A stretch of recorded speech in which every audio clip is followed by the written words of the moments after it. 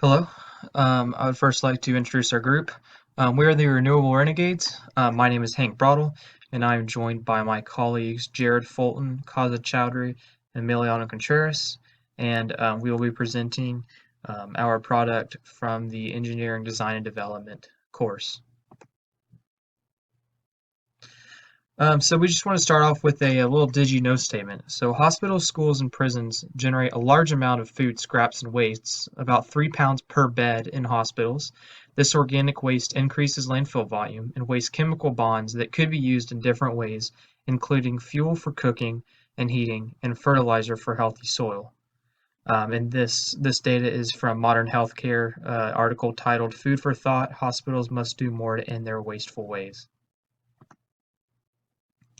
So our problem statement, just capturing the problem that we are going to be addressing, is $12,471 was spent in taxpayer money by Clear Lake High School in the September 2018 to August 2019 fiscal year in heating, water heating, and cooking gas. The natural gas used contributes to the greenhouse effect, which leads to global warming and other negative environmental effects.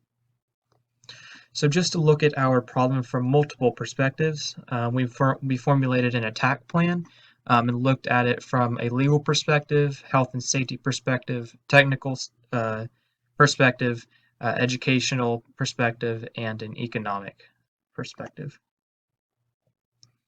So the first article we looked at was from the educational standpoint, and this article talks about the limited amount of courses that are there to educate people about renewable energy throughout the world. And just 80% of world energy use stems from fossil fuels. So we believe that educating people on safe and clean ways to harness energy is a must for tomorrow's world. The next one that we looked at was from the technical standpoint, and this just talks about how power is being kind of federalized, and there's kind of a hierarchy of power. So when one thing shuts off, it can affect others. So we looked at a way to make just a more localized, efficient form of energy. This kind of talks about the same thing. It's federalism and the rise in renewable energy. And it just talks about how energy is becoming more and more kind of graduated, if you will. There are authorities that control it, and sometimes people aren't able to get access to the energy that they have to use. So this is from the economic perspective, and this just talks about access to energy in poor and rural countries, especially in developing Asia, countries such as Southeastern Asia, such as Vietnam and Thailand and India and some rural parts of China. Many of the successful projects that are in this article included micro hydro systems, biogas, biofuel, and solar homes. You'll see us later focusing on biogas energy. And this is actually the article that we referenced in our Did You Know slide.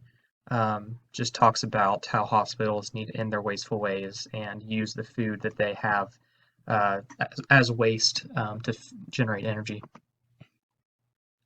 Next one, health and safety perspective. This just talks about kind of the same thing we're talking about the authority of energy, and just saying, a need for more localized, more effective ways of generating energy. So next we looked at existing solutions to our problem, and we found one solution that's called the Home Biogas 2.0. It's made by a company called just Home Biogas. The pros are it's easy to install. It uses low value resources such as manure and food scraps. It allows for 2 hours of cooking time and can be used to make fertilizer for gardens. Some disadvantages of it are cons, where it's only for domestic use. It requires a specific temperature range. Obviously, this isn't suitable for some colder or hotter environments, and requires 5 pounds of food scraps to achieve 2 hours of cook time. That again is a large waste of energy. This is our mind map, with just a way to organize our thoughts on how we can tackle this issue. Next, we made some design matrices to kind of sharpen down our focus And based on using this system, you can see that um, we have decided to focus on home renewable energy. Next, we made another design matrix, and in this one we determined that biomass or biogas would be the most efficient problem for us to address. So our solution to this problem is a biogas digestion system for high occupancy facilities, such as hospitals, prisons, and schools. So some parameters that we made, our solution should consistently and efficiently produce usable biogas from food scraps. It should reduce gas costs for facilities, a return on investment, and it should perform with little intervention. It shouldn't create a hazard for the user. It shouldn't waste usable gas or decrease system efficiency. This goes back to wasting, valuable chemical bonds. And it shouldn't produce additional waste or byproducts requiring further processing. So this is looking at the science of our parameters.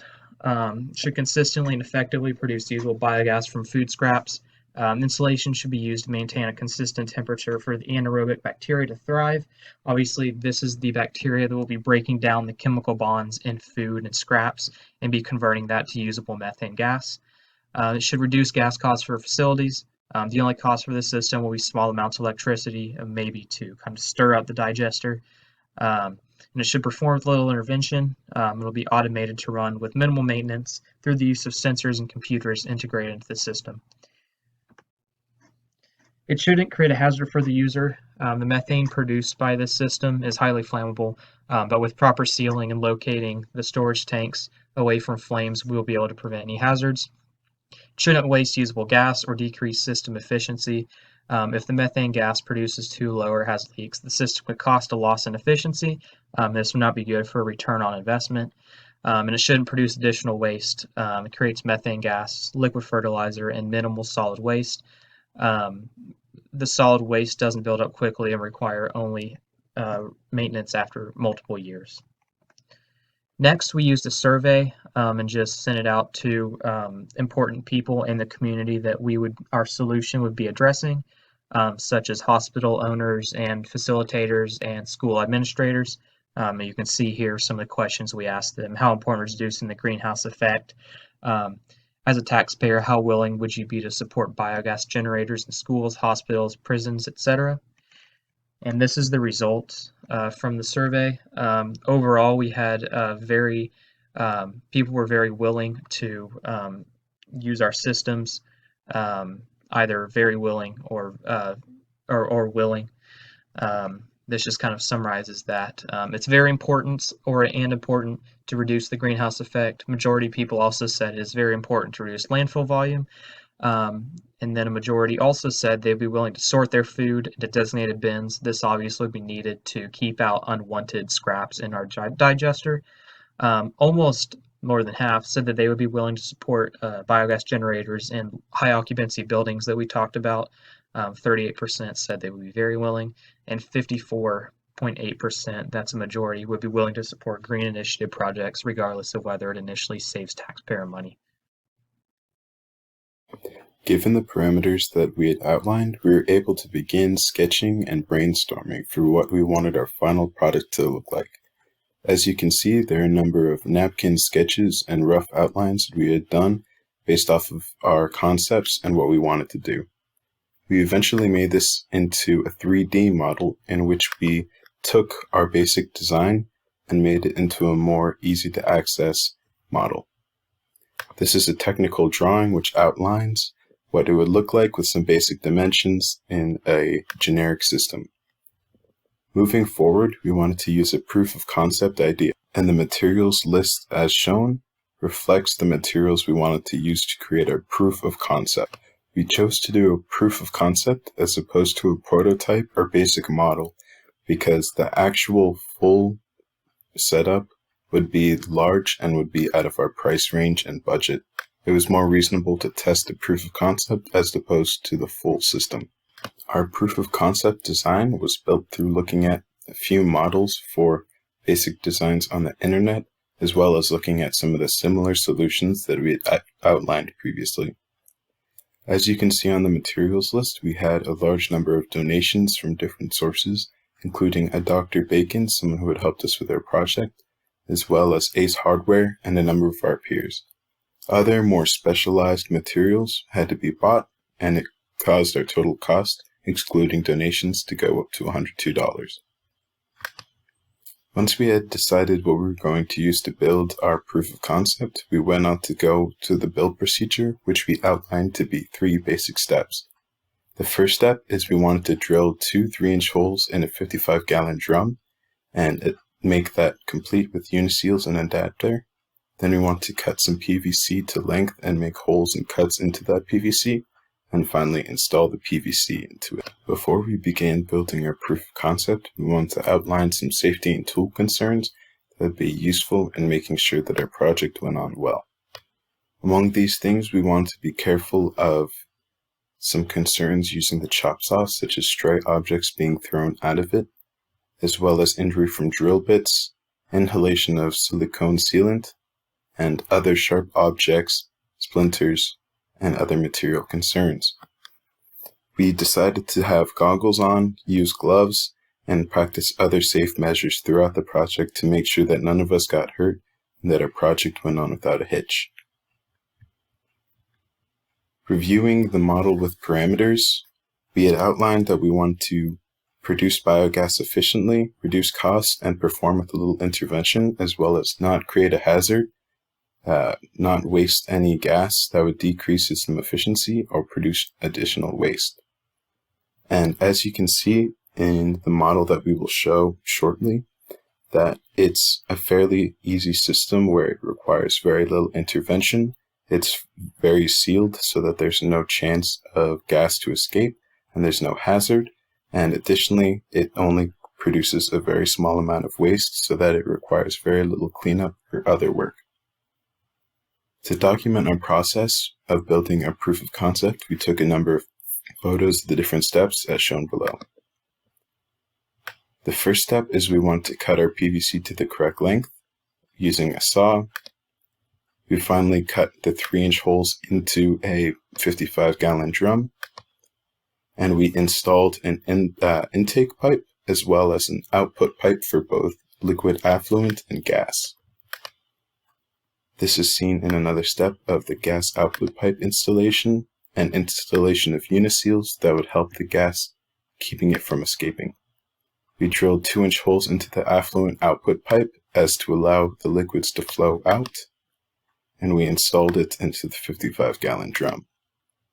We applied caulk to seal up all the holes to make sure that there was no gas escape, then began building a base to stabilize the digester, which we did through cutting planks to size, by preparing the wood stabilizers and making them into a platform, and by installing caster wheels to finish it and make it more mobile. Thus, we were left with our final finished proof of concept as seen in here, and it is compared to a model that we built in a 3D modeling software beforehand to get a better idea of what to expect from the building. The model that we prepared is very similar to the design that we had created initially, and you can see the 3 main components if you look on both the 3D model as well as the actual model. For example, on the 3D model, the funnel-shaped piece on the right-hand side is the input, and the input is marked by the black uniseal on the left-hand actual model.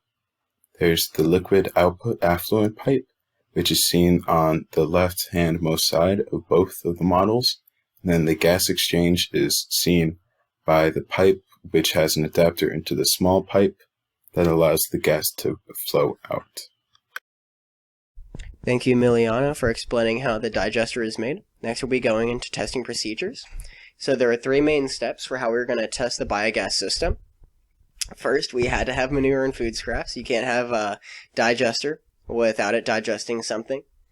Second, we wanted to monitor affluent and gas levels. So the reasoning for this is that, like, if we didn't monitor that and we weren't producing gas, we wouldn't know it, and that's a problem. And then finally, we wanted to collect that biogas and test its volume, purity, and usability. That usability factor means seeing how well it burns, and that's probably the favorite part of the experiment. All of this together is to see if it's viable to apply this on a larger scale, something like a biogas generator at Clear Lake or prison or something. Moving on, that first step. So the original plan was to have 2 pounds of food every 3 days with a manure supplement. This was actually recommended to us by Dr. Bacon, who's a NASA scientist that actually worked on a similar project, which is cool. He recommended that the intake should be regular and similar. And what he means by that is that by regular, it should be very consistent. For us, we have it every 3 days. If you have it inconsistent, the bacteria actually go into a resting state, which means that they won't eat as much and they won't digest as much, which means that we won't get as much gas out of it. And as far as similar goes, that means that we want to make sure that we don't have a lot of meat one day and then a lot of vegetables another day. We want to make sure that the diet is very similar. And the reasoning for that is different bacteria eat different types of food. And if you give a lot of bacteria a certain types of food and then you switch that food, that bacteria isn't going to know how to digest that properly, and we won't get as much gas. All of our manure is actually sourced from the JSC Longhorn project, which we're very fortunate to work with them with that, and we got a lot of manure. And then finally, Corona did change many aspects of the feeding schedule. So at first it made it inconsistent because we weren't really focusing on the digester itself once quarantine hit. We were focusing on other activities, and the schedule ended up being more irregular. Eventually it became regular again, but by that time the problem was that the school food that we originally fed it, which was very starchy and high in protein, since a lot of burgers, a lot of hot dogs, a lot of buns, was actually very different from the home food that I had, which was varied, which I would have protein buns, but I would also have a lot of vegetables, things like that. So it did change the diet. Here is the manure that JSC provided us with. Lots of it. And then we can't just feed the digester of food, since the intake pipe is only a certain width. We actually had to mash the food almost like a baby food, to make sure that we could feed it well. And this little mash was made up of water, food, and we also mixed in the manure. So it was very potent for the digester, but it was very disgusting for us. So here we can see Emiliano actually feeding the digester. Again, very gross, but it's what it needs. The digester itself actually has half of it as water, and then the other half is food. Well, not the other half, but around a quarter is food, half is water, and then the rest is air for the gas to grow in. So about a week in after we initially fed it, we needed to install insulation. This is actually an extension of the procedure, but it was after trial. So what we did is we made wood panels around it, and then we were going to add insulation, but we never got around to do it. But even the wood panels did insulate the digester some amount, and it made the flexibility and temperature a little less drastic, because the problem is that if you just leave it out in the night and the day, you can get a drastic temperature difference that the bacteria just don't like. If you have this big difference, the bacteria again go into that resting state and they don't produce as much. So next we go on to stage 2, monitoring gas and affluent levels. So the methane gas levels were actually taken on April 22nd, so that was not too long ago. I actually used a small party balloon since I didn't have too much else. I figured that we weren't going to have as much gas because the problem is that we smelled sulfur throughout, which meant that there was some leak, and we tried to fix it, but I think it was because the overall system was not airtight. We never had it for airtight. We just tried to do it as best as possible.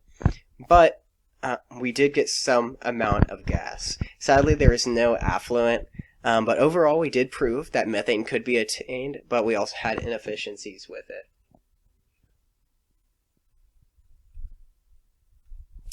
So next is that testing slide.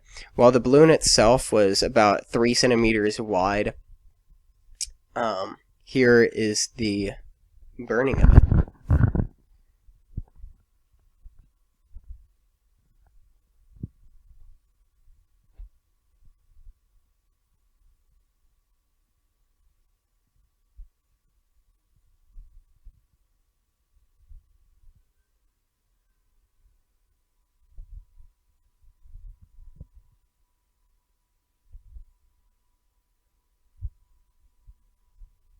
So even with that little bit of gas, we saw a pretty big fire for the amount of gas that we had, which is very cool. And it showed that with more effort and less hard circumstances, we can get a lot of gas, and hopefully, especially on a larger scale, we can get more gas more consistently. So, a few lessons learned from doing the trials is that we need to make food intake more consistent and then again more regular. This was mainly due to Corona, but I feel like if we had the food and we made it more regular every 3 days instead of after quarantine, it got kind of sporadic for a bit. And then if the food was of the same type, if we didn't have that change in food type, I think we have had more. The next thing's in sensor readings. We actually did get donated sensors from Dr. Bacon, but sadly, whenever I plugged them in, it did not work, which is strange, but we did not have sensors, sadly. And then finally was the structure of the prototype. So the prototype that we made, we try to seal as best as possible. But again, I could smell sulfur, which means that there was a leak, because if you smell sulfur, you know that methane gas is actually leaking out. So lessons learned, we want to make sure that it's more tight. And in a bigger system, we would account for that. It's just with a 50-gallon bucket, which is about as small as you can get a biogas system. We didn't have the resources to make it as tight as we wanted to. But overall, with the prototype, we achieved the goal of getting a methane sample. We burned it. It was awesome. But we believe that amount of gas can be drastically increased with the right standards. And those standards I just said. So, thank you.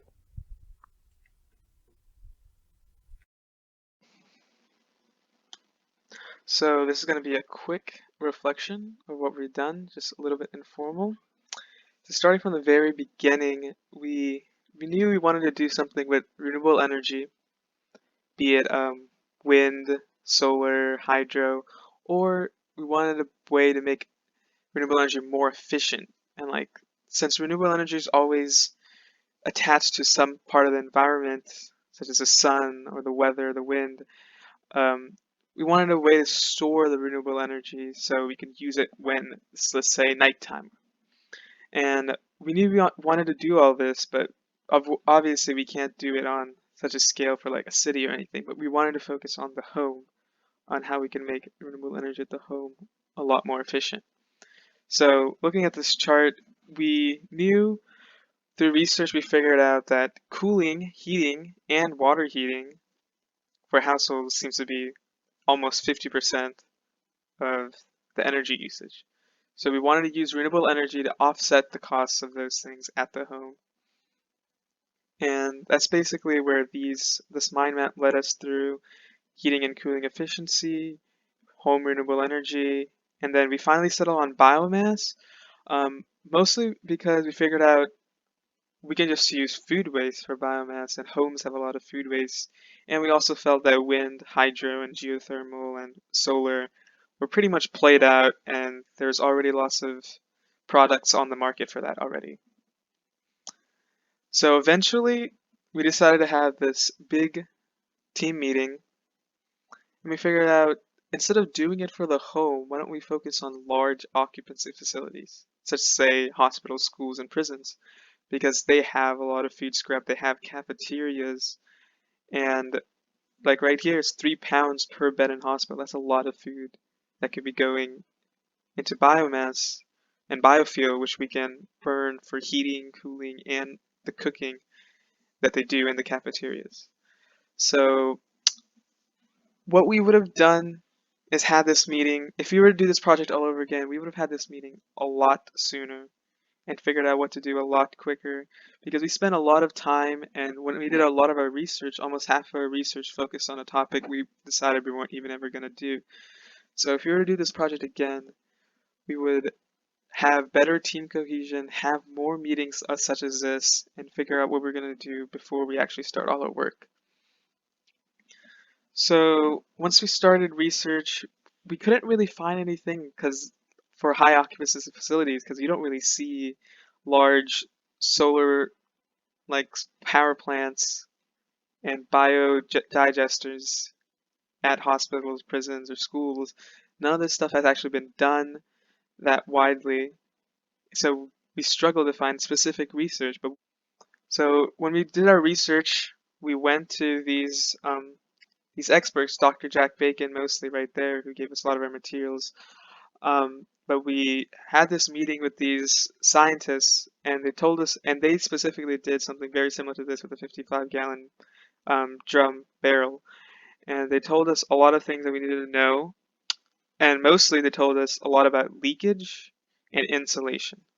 And those two things in our design we would have fixed because we installed insulation very late in the game, and we feel that that's probably one of the reasons we got so little biogas. This is our testing procedures is covered and our parameters. And one of the things we had trouble with was actually feeding the manure and the scraps. Mostly because either we were lazy, we forgot, or we didn't have the actual food scraps. And we made a deal with one of the the cafeteria workers at our school. Unfortunately, we didn't have too great a relationship with her, and it was very hard to get the food scraps. And due to the coronavirus, we were unable to continue work. We weren't able to feed it or collect any data. Um, so nothing really got made, which is unfortunate. But as you saw, we did get a bit of biogas. So, something was happening in there. Overall, so in the end, this whole project, well, yes, we weren't able to actually complete it and we had a very small amount of biogas produced. It was just a proof of concept. We wanted to prove that we had the ability, we had the knowledge, and that it could be done in a scale such as having in a prison, hospital, or school in a high occupancy facility. We proved that it can happen in a small scale in a 55-gallon barrel so that we are capable of implementing our knowledge and creating a prototype of something that could work at a much larger scale. And that was pretty much what this project was about.